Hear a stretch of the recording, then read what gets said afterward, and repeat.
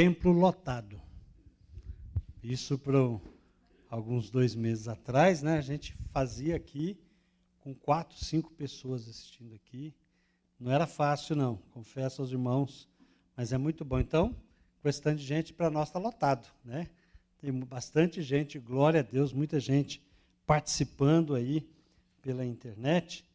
Como é bom poder louvar a Deus, como é bom poder compartilhar. Que privilégio que nós temos, irmãos, de louvar a Deus. Que privilégio que nós temos de compartilhar a palavra. Que privilégio que nós temos de orar a Deus. Você está aqui porque Deus te escolheu para estar aqui. Amém? Vamos louvar a Deus e agradecer a Deus. Você que está em casa também assistindo, Deus te chamou para você estar compartilhando e estar participando conosco deste momento de culto. Salmo de número 40, um texto que ninguém conhece. Né? Ninguém conhece esse texto. Salmo de número 40, do verso 1 ao verso 3. Coloquei toda a minha esperança no Senhor, e Ele se inclinou para mim e ouviu o meu grito de socorro. Ele me tirou de um poço de destruição, de um atoleiro de lama, pôs os meus pés sobre uma rocha e firmou-me num local seguro. Pôs um novo cântico na minha boca, um hino de louvor ao nosso Deus. Muitos verão isso e temerão e confiarão no Senhor. Amém? Esse texto tem várias versões e uma outra versão vai dizer: esperei com paciência no Senhor. E uma outra vai dizer: esperei confiantemente no Senhor. Obrigado, Senhor, pela sua palavra, que aqui está, fala ao nosso coração, ministra na nossa vida. Estamos aqui porque queremos ouvir a tua voz tão somente. No nome de Jesus, amém. Amém. Esperei com paciência no Senhor, coloquei toda a minha esperança no Senhor, e Ele se inclinou para mim. Quando o salmista escreveu esse salmo, ele já tinha passado por uma situação. Aliás, os salmos sempre depois que ele passa por alguma situação, e aí depois Deus o inspira e ele escreve o salmo que você está lendo. Nesse contexto, o salmista vai nos mostrar e vai nos ensinar que ele espera a Deus com paciência. A palavra-chave aqui é esperar com paciência. E quando nós observamos um pouquinho essa expressão de esperar com paciência, Davi estava mostrando para nós que não é simplesmente uma expressão, mas é algo que ele experimentou, é uma experiência de Davi, de uma situação que ele estava atravessando, em que ele teve que esperar no Senhor com paciência. Como é que é esperar com paciência? Esperar com paciência é esperar esperando. É esperar esperando, não tem jeito, não tem outra forma. E aqui, à medida que você vai discorrendo no versículo e vai tentando entender, você começa a ver que na história do povo de Deus, o relacionamento com Deus é um relacionamento onde você tem questões, você tem pedidos, você está num processo de aprendizado e você tem que aprender que com Deus você tem que esperar. Tem que esperar. Todo relacionamento fundamentado, firme e duradouro tem que ter paciência. E você tem que esperar. Você nota, por exemplo, que Abraão esperou 25 anos até para começar a receber uma resposta de Deus. Você tem também Moisés, que esperou 40 anos para ser usado por Deus para exercer o seu ministério. Jesus esperou 30 anos para exercer o seu ministério de 3 anos. Então, é tempo que demanda um tempo para que nós possamos ter do Senhor a resposta daquilo que nós precisamos. Acontece que o contexto que nós vivemos não é assim, não se aprende assim. O contexto hoje é tudo muito rápido. Tudo que você quer, você pede, vem de forma rápida, e isso nos acostumou mal. Né? Nos fez nos acostumarmos mal. Quando eu era pequeno, lá em Goiânia, a gente ia comer pamonha. E pamonha, quero dizer, fazer uma propaganda, é a melhor pamonha do Brasil, é de Goiânia. Pão de queijo, o melhor é de Minas, mas pamonha, o melhor é de Goiânia. E eu lembro, quando eu era criança, a gente ia comer pamonha. Só que a gente não comprava pamonha, a gente fazia pamonha.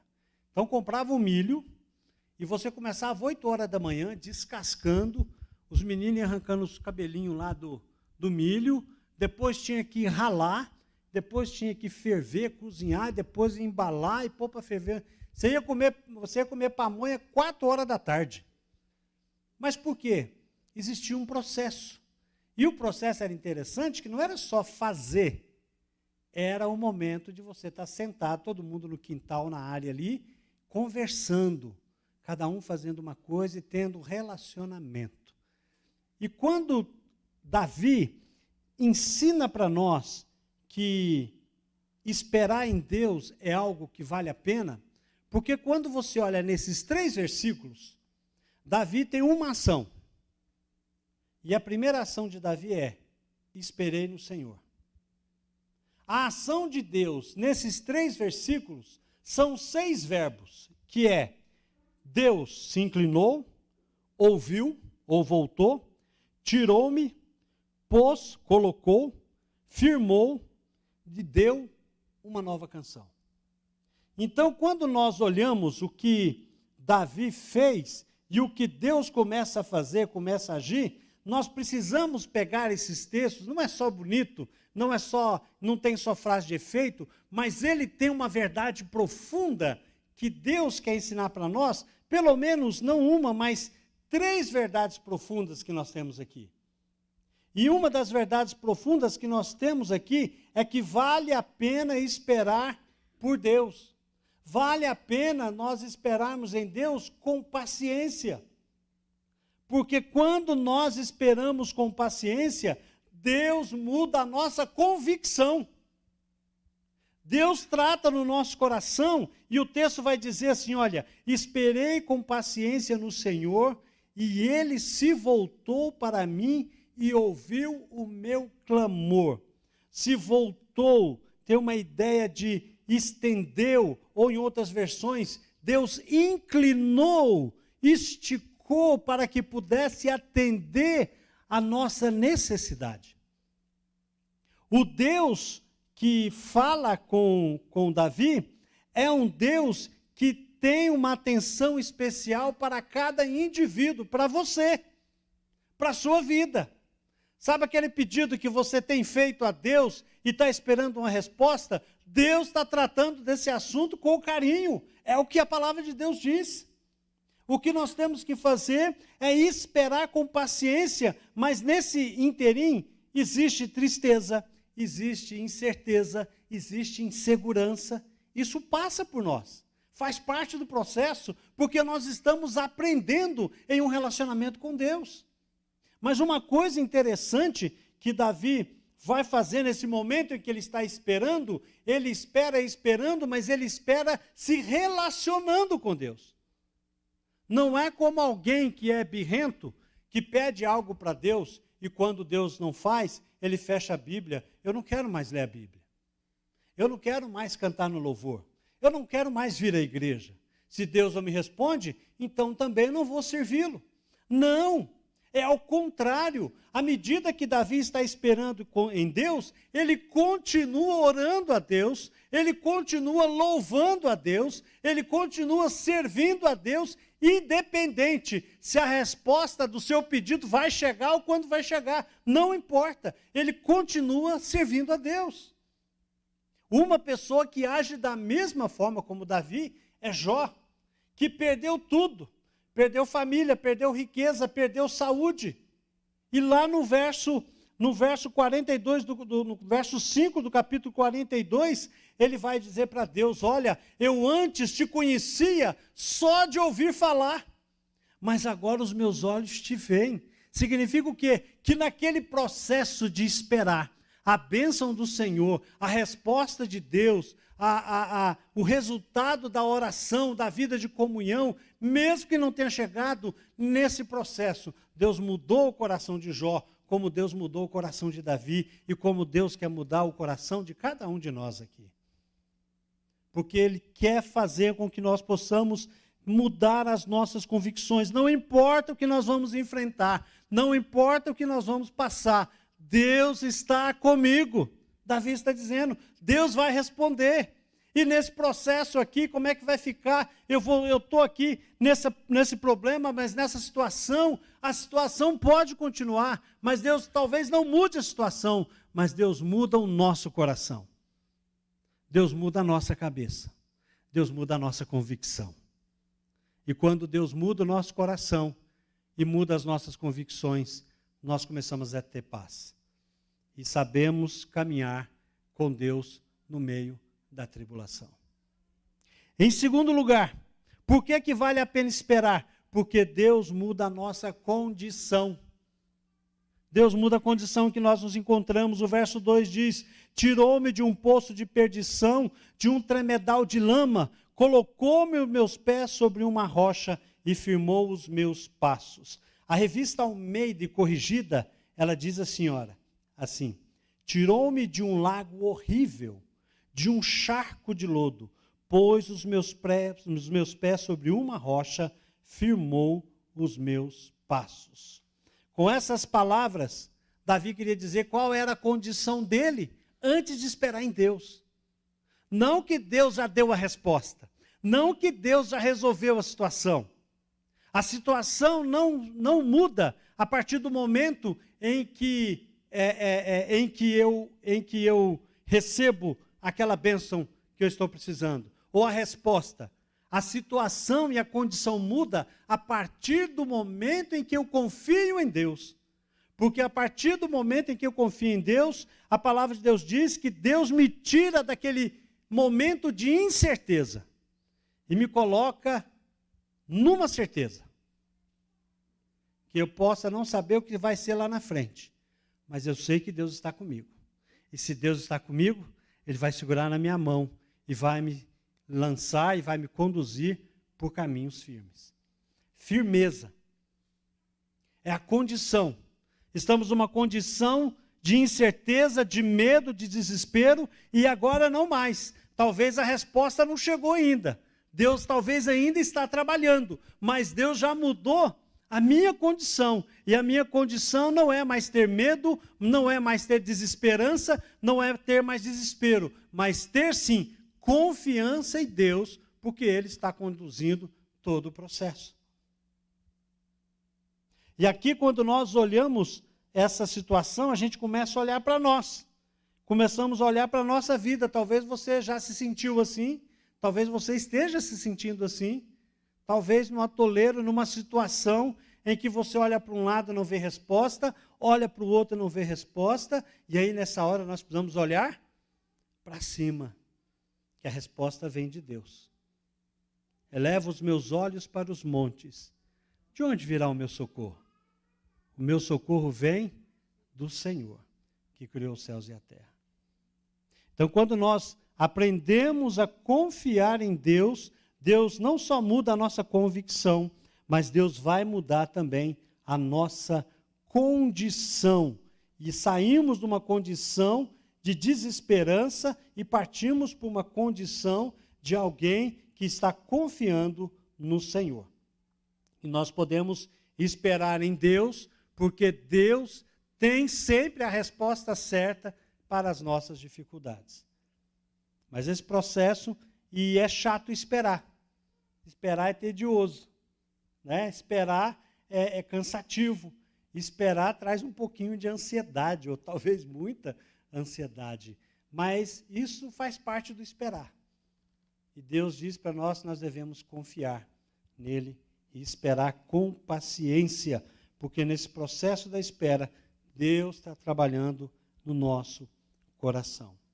E finalmente, vale a pena esperar em Deus, porque Deus muda a nossa disposição. Deus não só muda a nossa convicção, Deus muda a nossa condição, E aqui, no verso 3, vai mostrar que Deus muda a nossa disposição. Quem quer cantar no meio da dificuldade?